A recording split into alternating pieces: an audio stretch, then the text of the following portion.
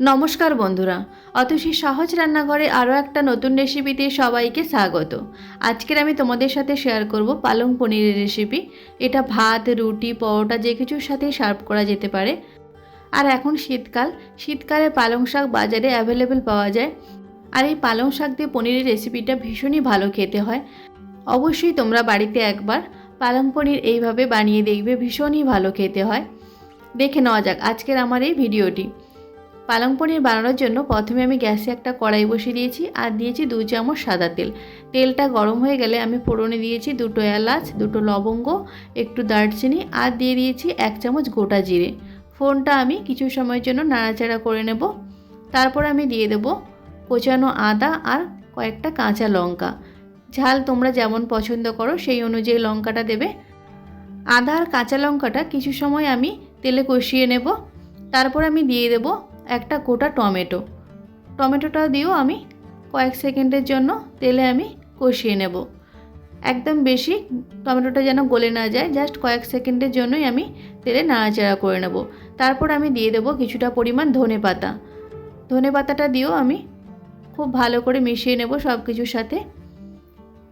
গ্যাসটা low to medium ফ্লেমে রেখে সব কিছু খুব ভালো করে মিশিয়ে নিতে হবে। ধনেপাতাটা মেশানো হয়ে গেলে আমি দিয়ে দেব কিছুটা পরিমাণ কাজু বাদাম। আমি এখানে ভাঙা কাজু কিছুটা পরিমাণ ব্যবহার করেছি, তোমরা চাইলে এখানে গোটা কাজুও ব্যবহার করতে পারো।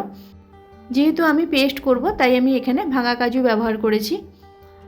সব কিছু নাড়াচাড়া হয়ে গেলে আমি দিয়ে দেব পালং শাক। এখানে আমি কিছুটা পরিমাণ পালং শাক খুব ভালো করে ধুয়ে পরিষ্কার করে নিয়েছি। তোমরা চাইলে পালং শাকটা কেটে ছোট ছোট টুকরো করেও দিতে পারো। যেহেতু আমি সেদ্ধ করব তাই আমি পালং শাকটা আর কাটিনি। এরকম গোটা অবস্থায় খুব ভালো করে ধুয়ে পরিষ্কার করে নিয়ে তারপর আমি কড়াইতে দিয়ে দিয়েছি। কিছু সময় পালং শাকটা দিয়ে তারপর আমি ঢাকা দিয়ে দেব। এখানে আমি কোনো জল ব্যবহার করব না। গ্যাসটা লো টু মিডিয়াম ফ্লেমে রেখে আমি পালং শাকটা সেদ্ধ করে নেব। দেখো পালং শাক থেকে অনেকটাই জল বেরিয়ে গেছে আর শাকটা প্রায় সেদ্ধ হয়ে গেছে।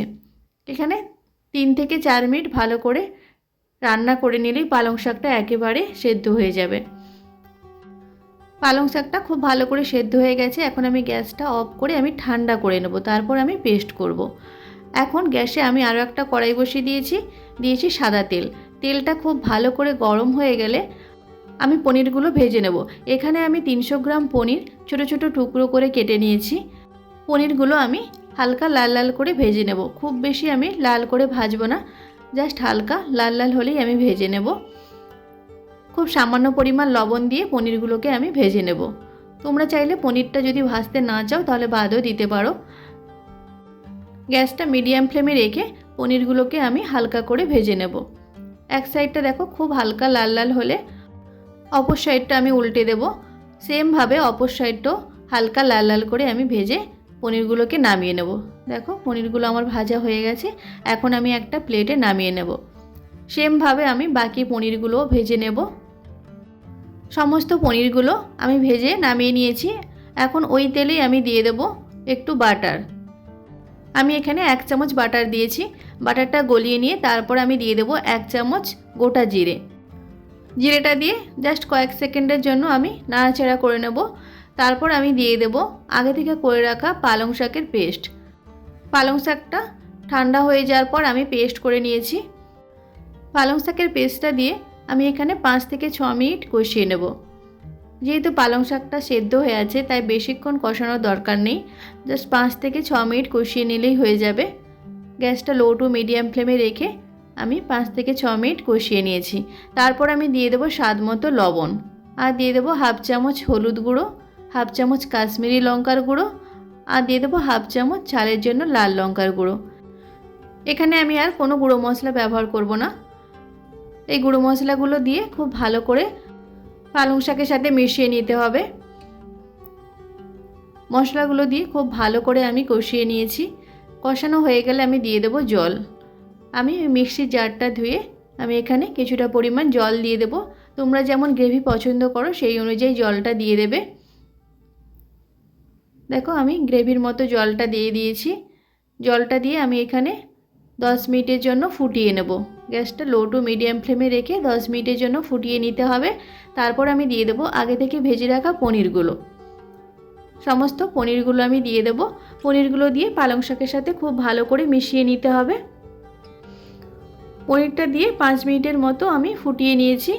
তারপর আমি দিয়ে দেবো স্বাদ মতো চিনি। চিনিটা অবশ্যই দেবে। পালং পনিরটা একটু মিষ্টি মিষ্টি হলেই ভালো লাগে, যেহেতু এটা রুটি পরোটা বা লুচির সাথেই সার্ভ করা হয় বেশিরভাগ, তাই একটু মিষ্টি মিষ্টি হলেই ভালো লাগে। এখন আমি দিয়ে দেবো একটু দুধের সরের সাথে, আমি দুধ একটু ফেটিয়ে নিয়েছি, আমি 2 চামচ দুধের সর ফেটিয়ে আমি দিয়ে দেবো। তোমরা চাইলে এখানে ফ্রেশ ক্রিমও ব্যবহার করতে পারো। আর কিছুটা পরিমাণ কাসুরি মেথি আমি ড্রাই রোস্ট করে গুঁড়ো করে দিয়ে দেবো। তারপর আমি গ্যাসটা অফ করে সার্ভ করব। দেখো আমি সার্ভ করে দেখাচ্ছি। আমাদের পালং পনির একদম পারফেক্টভাবে রেডি হয়ে গেছে সার্ভ করার জন্য। দেখতেই পেলে তোমরা যে কত কম সময়ে আর কত কম উপকরণে পালং পনির রেডি হয়ে গেল।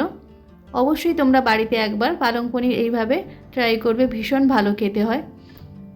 আশা করি আজকের ভিডিওটা তোমাদের ভালো লেগেছে। যদি ভালো লাগে তাহলে অবশ্যই একটা লাইক করে দেবে আর কমেন্ট করে জানাবে কেমন হয়েছে আজকের রেসিপিটা। আমার রেসিপিগুলো যদি তোমাদের ভালো লাগে তাহলে অবশ্যই আমার চ্যানেলটিকে সাবস্ক্রাইব করে পাশে থাকা বেল আইকনটি প্রেস করে অল অপশানে ক্লিক করে দেবে।